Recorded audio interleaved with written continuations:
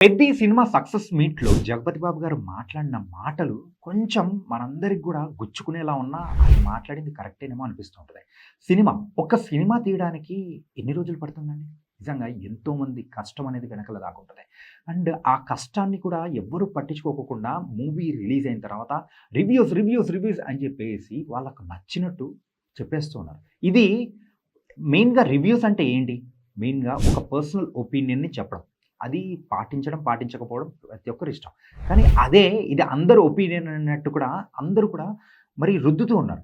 So, this is not at all correct.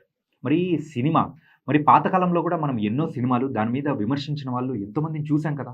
ఆ విమర్శించిన దాన్ని కూడా పెద్ద పెద్ద హీరోలు అందరూ కూడా చాలా జాగ్రత్తగా హ్యాండిల్ చేసుకుంటూ వెళ్లారు. కానీ ఒక సినిమాని ఎప్పుడు చంపేయలేదు.